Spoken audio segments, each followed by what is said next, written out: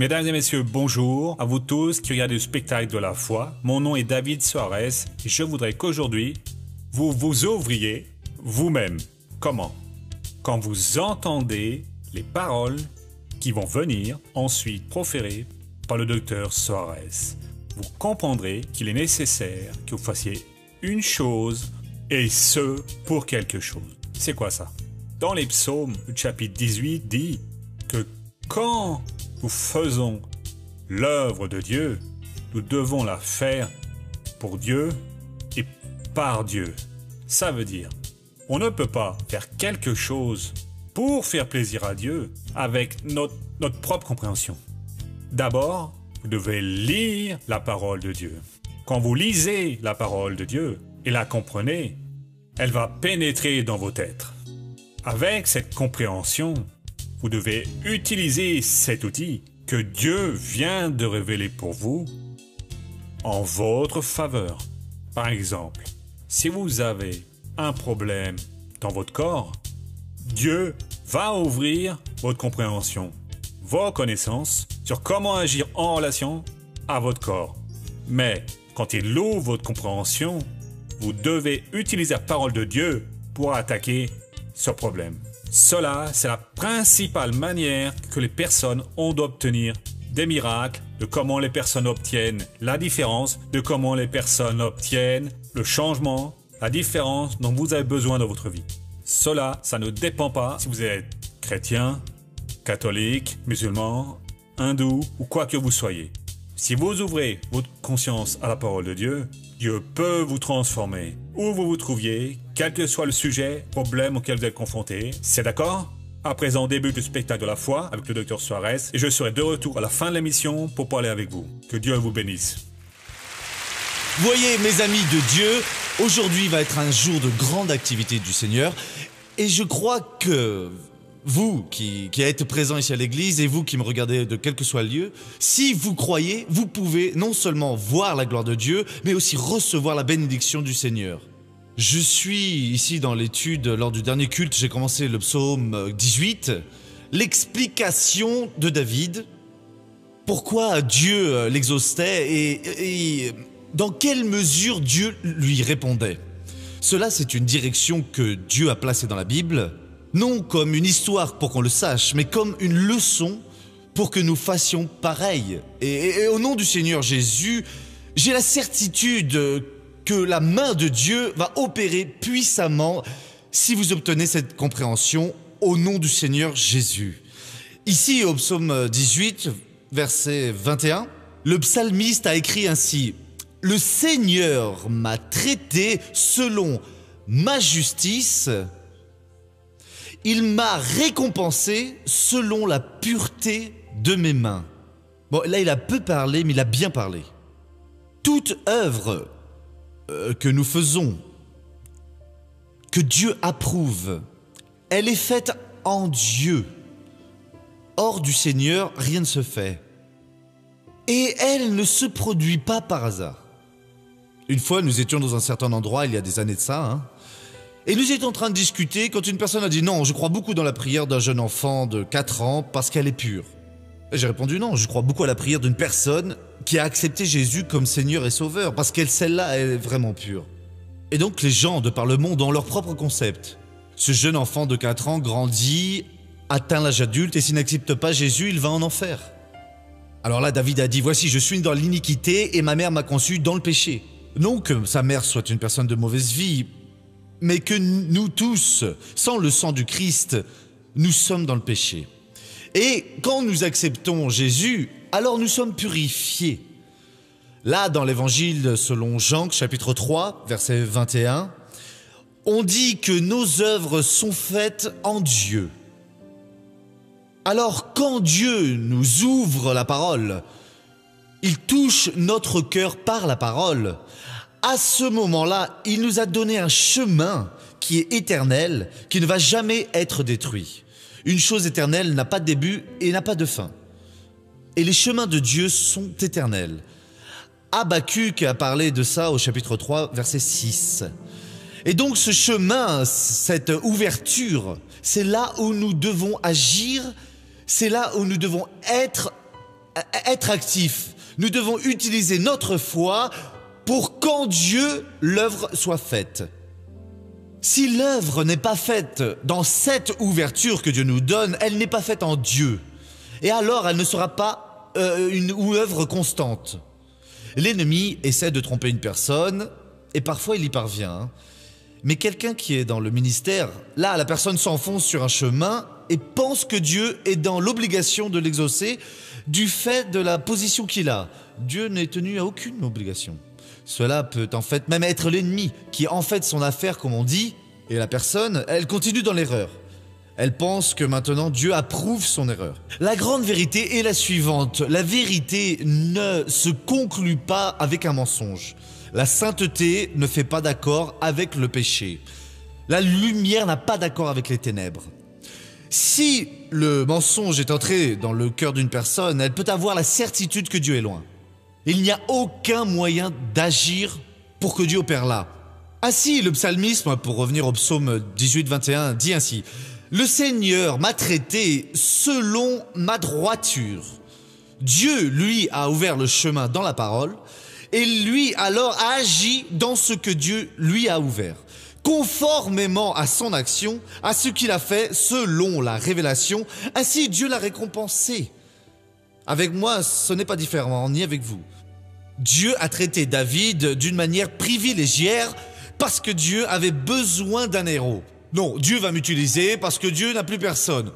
Mon ami, l'époque des ténèbres prouve que quand les gens ont fermé leurs portes à Dieu, ils sont restés à l'extérieur et Dieu n'a pas opéré.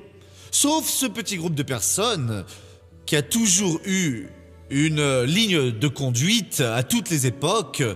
Des personnes ont réellement servi Dieu. Tout le reste s'est perdu complètement. En liturgie, tout un tas de choses. Dieu est resté à l'extérieur, ils ont fermé la porte à Dieu, Dieu est resté. Et aujourd'hui, il se passe la même chose. David a dit: « Le Seigneur m'a traité selon ma droiture. » Croyez à ça. Si vous n'agissez pas, si vous n'êtes pas courageux sur ce que Dieu vous a révélé à votre cœur par la parole, Dieu ne va pas vous récompenser. Vous pouvez vous trouver très mignon, privilégié, mais cela n'existe pas pour Dieu. Dieu nous traite tous de la même manière. Qui veut récolter plus, plante plus. Qui veut obtenir plus, agit plus avec la parole de Dieu. Il a récompensé David, il me récompense, il nous récompense selon tous notre droiture. Ne croyez pas en la magie. Non, non, non. Dieu est avec moi, peu importe ce que je fais, il va toujours me bénir. Vous êtes complètement, grossièrement dans l'erreur. Mais j'ai obtenu 10, vous aurez pu obtenir 100 ou 1000. Vous avez obtenu très peu parce que vous n'avez pas agi. David, comprenant cela, il a dit: non, il faut que je fasse l'œuvre. Il faut que je sois la personne qui est en première ligne. Il faut que je sois une personne qui parle sérieusement. Et Dieu a eu ses victoires. Et il nous repasse le secret. Il a dit: il m'a rendu selon la pureté de mes mains. Qu'est-ce que cela signifie? Nous sommes de Jésus. Nous passons par une porte étroite, par un chemin très étroit. Nous acceptons Jésus. Nous sommes lavés, sanctifiés. Tout va bien. Mais parfois, nous commettons une grande erreur. Les gens pensent que je suis une personne spéciale. Ce n'est pas parce que le missionnaire Soares l'a dit que je dois agir selon la parole. Vous allez salir vos mains. Vous ne pouvez pas prendre la parole du missionnaire ni d'autres hommes. Vous pouvez juste agir selon la parole de Dieu. Quand vous prenez quelque chose, alors vous vous salissez les mains. Et David n'a rien pris. Et bien sûr qu'en ce temps-là, sur sa terre, les gens étaient déjà au service de Dieu depuis 1000 ans. Depuis Abraham, quand Moïse a institué sur ordre de Dieu le sacerdoce lévitique. Cela faisait déjà au moins 500 ou 600 ans qu'il était au service de Dieu. Et il y avait de bons maîtres. Mais David n'a pas pris d'eux les informations. Il a pris de la parole. Récompense-moi. C'est ainsi que Dieu fait, conformément à la pureté de mes mains. Les intentions qu'il avait pour faire ce que Dieu ordonnait n'étaient pas ce que son esprit lui dictait ou ce que son cœur désirait de manière à en bénéficier, mais bien tout ce que le Seigneur Dieu lui révélait par la parole. Et cela pèse et pèse beaucoup.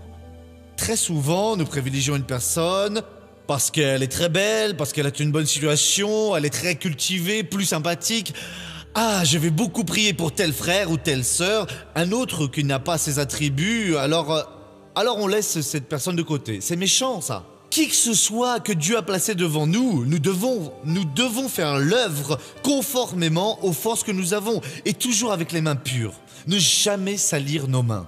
David continue expliquant ici plusieurs choses très belles. Pourquoi est-ce qu'il s'est produit ceci avec David? Parce qu'il a suivi les chemins du Seigneur. Mon frère, c'est vain qu'une personne essaie de prospérer, obtienne la guérison, la libération d'une fille ou d'un fils, d'un père ou d'une mère, tant qu'elle ne suit pas les chemins de Dieu. La Bible dit ainsi, « Vous serez saints car je suis saint ». Si vous avez alors un quelconque problème de tentation, vous êtes une personne tentée, ne le cachez pas, allez devant Dieu, ouvrez votre cœur et dites « Père, pour moi, la situation est vraiment sérieuse. Voilà ce qui se passe avec moi. Parce que si vous ne suivez pas les chemins de Dieu, Dieu ne va pas vous rétribuer, non. Dieu ne va pas vous écouter. Dieu ne va pas vous récompenser. Dieu, la vérité, ne fait pas d'accord avec le mensonge. Le mensonge est entré dans le cœur, la vérité est sortie. La prostitution est entrée dans le cœur, la sainteté, Dieu est saint, est sortie. Des intérêts obscurs, des mesquineries à votre profit, sans entrer dans votre cœur, Dieu ne veut pas opérer. David a compris cela et il l'a dit. Pourquoi Dieu a-t-il récompensé David et Dieu l'a-t-il rétribué au-delà de ce qu'il a placé? Parce que j'ai suivi les chemins du Seigneur. Découvrez les chemins du Seigneur par lesquels il opère, par lesquels il agit, par lesquels il va bénir, et suivez-les tous, absolument tous. Ce que vous comprenez, si vous êtes faible, soyez sincères. La prière, c'est laver son linge avec le Seigneur. C'est arriver devant Dieu et dire « Dieu, je n'y arrive plus, mes yeux sont mauvais, mon esprit est mauvais, mon cœur est mauvais, et mes émotions aussi, et patata. Mais je ne veux pas cela, Seigneur. Je veux suivre tes chemins, ouvre-moi tes chemins, montre-moi, j'en ai besoin. » Alors Dieu va vous montrer et vous allez les suivre et il n'y aura pas d'empêchement pour que le Seigneur opère. S'il opère, qui l'empêcherait? J'agirai, qui s'opposera? Pour que Dieu ait le chemin ouvert, si vous n'ouvrez pas le chemin, si vous ne vous lavez pas, Dieu ne peut rien faire. David l'a compris et l'a même très bien compris. Et je n'ai point été coupable envers mon Dieu. Il est clair que nous ne sommes pas complets. Parfois, nous sommes faibles, nous dérapons, nous penchons par ici, nous penchons par là, nous prenons les bonnes décisions, mais parfois nous commettons même de mauvais actes. Ce n'est pas de cette chose impie que vous savez que vous ne devez pas faire, mais d'une façon maligne, et vous le faites, et vous dites « Ah, je me mets d'accord avec Dieu. » Et j'y vais à fond, et vous dites « Oh, que Dieu me pardonne, je ne savais pas. » Vous n'allez pas être exaucé. Vous allez perdre la bataille. David a expliqué, voyez, « Et je n'ai pas été coupable envers mon Dieu. » Il a pu commettre des délits, c'est à la tentation qu'il n'a pas remarqué. Mais quand il s'est réveillé, il a compris, il a tout arrêté, alors que beaucoup de gens disent aujourd'hui, « Non, Stéphane, j'y vais, je le fais, ensuite Dieu, le Seigneur me pardonne, le Seigneur sait que je suis faible, je ne sais quoi encore, je suis pardonné. » Non, vous ne l'êtes pas, mon frère. Ensuite, il n'y a plus la lumière du salut, il n'y a plus la l'onction, il n'y a plus la joie, il n'y a plus de manifestation du pouvoir de Dieu. C'est de la souffrance sur souffrance, souffrance sur... Et vos prières ne fonctionnent plus, et il est désespéré, ou elle est désespérée. Dieu, où es-tu? Pourquoi tu ne réponds plus? Seigneur, qu'est-ce qui est en train d'arriver? Il vous manque de prendre une décision. Nous allons revenir ici au psaume 18. Et donc David a dit, « Le Seigneur m'a traité selon ma droiture. Il m'a rendu selon la pureté de mes mains. » Pourquoi est-ce qu'il a fait cela, David? « Car j'ai observé les chemins du Seigneur et je n'ai point été coupable envers mon Dieu. » Faites la même chose et vous allez voir que Dieu est autant le vôtre qu'il a été de David et il est autant le nôtre de cette manière. Regardons le feuilleton de la vie réelle.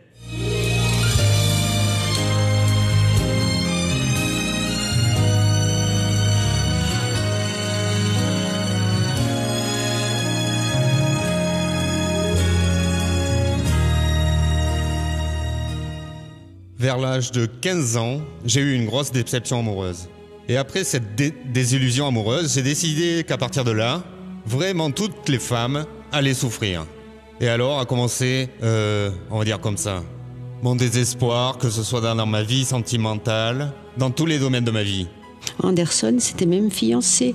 Il a annulé les fiançailles et en à peine un mois, il s'est mis à vivre avec Eliane. Mais Anderson continuait à rencontrer d'autres femmes, y compris son ex-fiancée. Et ça a été 11 ans de souffrance. Parce que je ne disais jamais la vérité, je mentais tout le temps.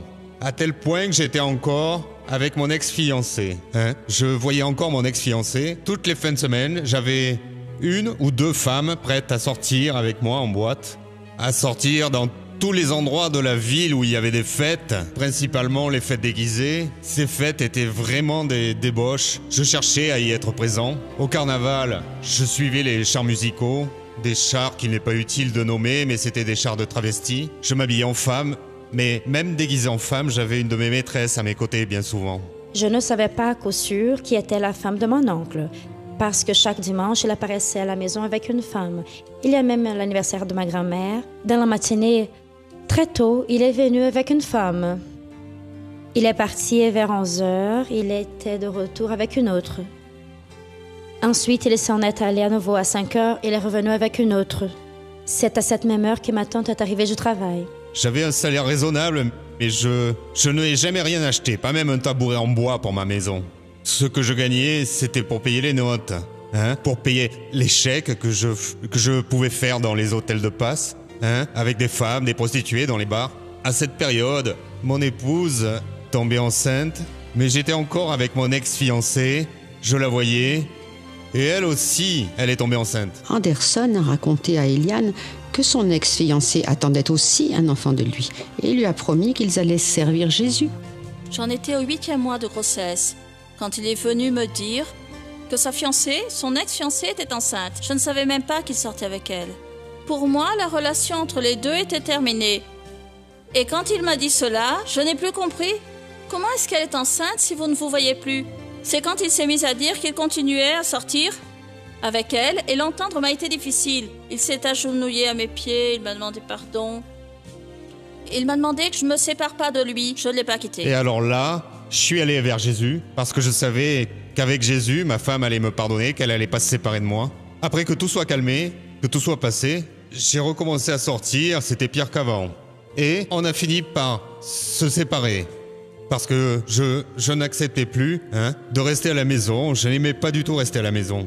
Cette grande amie que j'ai, je lui téléphonais, lui racontant ce qui était en train de m'arriver. J'ai eu Agatha, sa fiancée aussi, son ex-fiancée a eu une fille aussi. Et j'ai commencé à évangéliser, je lui ai apporté la parole et elle a commencé à écouter. Il y a eu de nombreuses fois où elle a vraiment pensé à abandonner. Et moi, à ses côtés, non, ce n'est pas ainsi. Alors j'ai commencé à l'emmener à l'église. Je l'ai présentée au pasteur. Elle s'est mise à fréquenter. Ça a été 2 années en présence de Dieu pour que Dieu vienne faire une grande œuvre dans ma vie. Et puis j'ai décidé d'arrêter tout ça. Quand j'ai vu une communauté de l'Église internationale de la grâce, c'était à côté de chez moi. Et j'ai commencé à fréquenter les réunions, à rechercher. Je me suis affermi et après cette communauté, je suis allé à l'église. Et là, au bout de 4 mois, l'évangéliste, qui était d'ailleurs une femme pasteur, elle a dit que Dieu voulait de moi quelque chose de plus fort. Et alors, elle m'a pris comme ouvrier. Ah, maintenant je sais ce que c'est d'avoir un mari, ce que je n'avais pas. Mes filles aujourd'hui savent ce que c'est d'avoir un père. On s'est mariés après plus de 11 ans de vie commune. Et on est mariés depuis 7 mois. C'est une bénédiction. On s'aime tous les jours.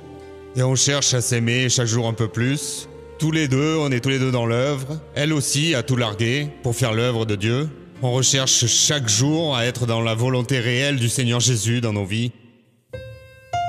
Oh, gloire à Dieu!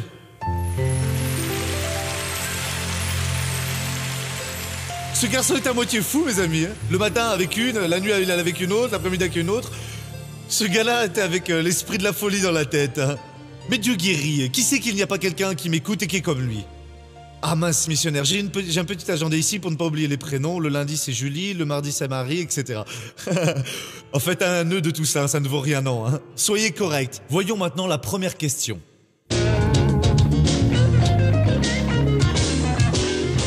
Missionnaire, où est-ce qu'on rencontre la sagesse? Chez moi, il y en a. Dans votre maison, monsieur? Non, dans la maison où j'habite. Où est-ce que vous habitez, monsieur? Dans la parole de Dieu. Si vous habitez dans la parole, qui peut être aussi votre maison, notre maison à tous, vous allez rencontrer la sagesse. Hors de la parole, on rencontre quelque chose appelé sagesse. Mais ce n'est pas la véritable sagesse. La véritable sagesse est dans le Seigneur, créateur du ciel et de la terre.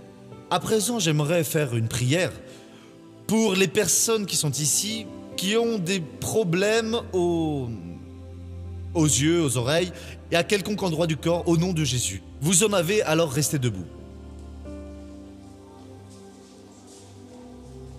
Aux yeux et aux oreilles.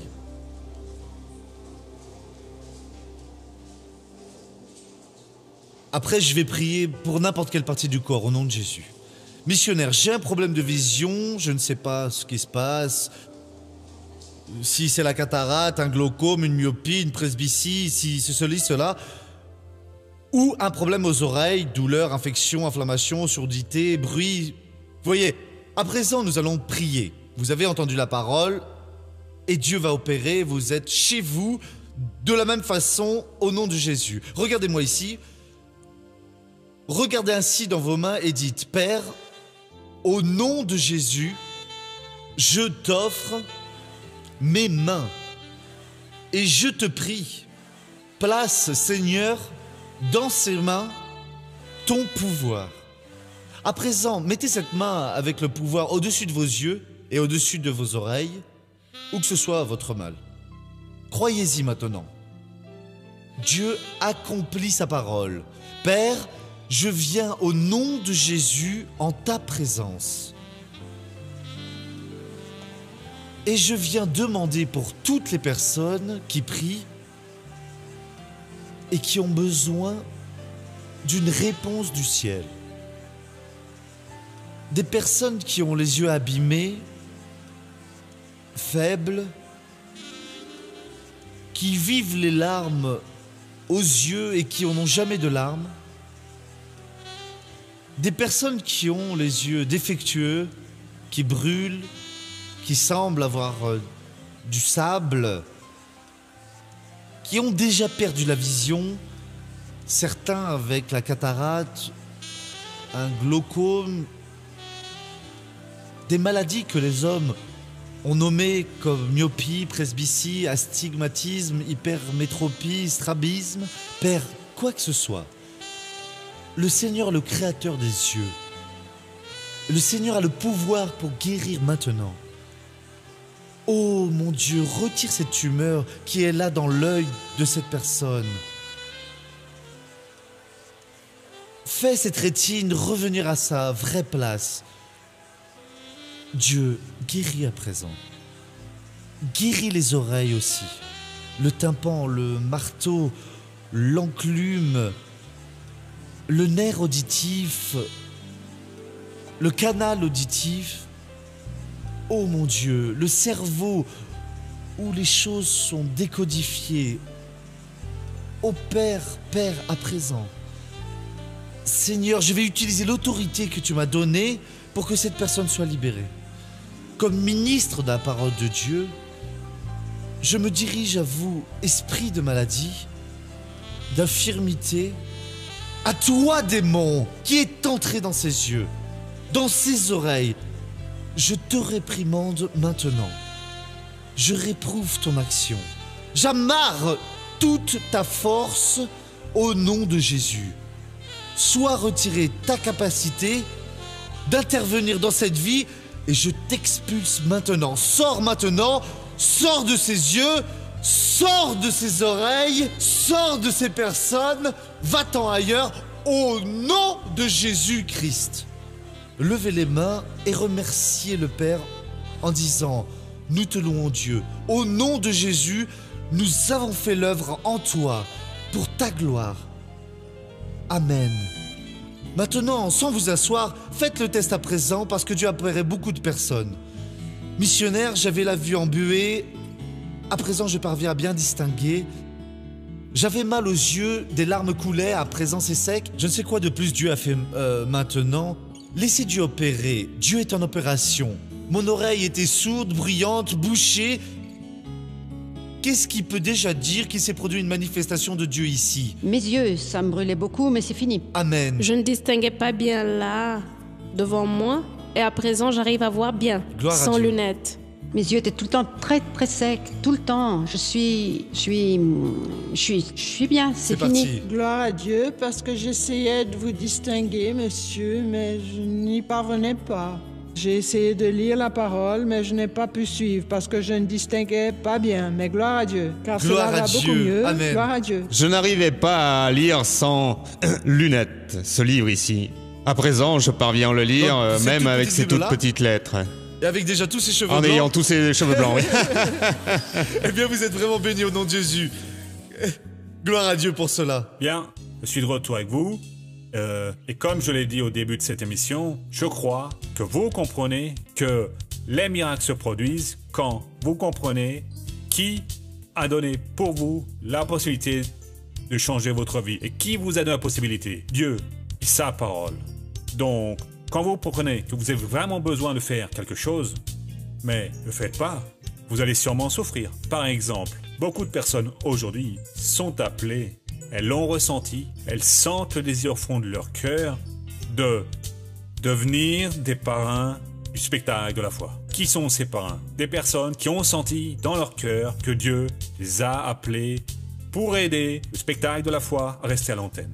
Et si vous ressentez de Dieu que vous êtes appelé par lui pour devenir un parrain du spectacle de la foi, n'ayez pas peur. Ne soyez pas ne soyez pas confus.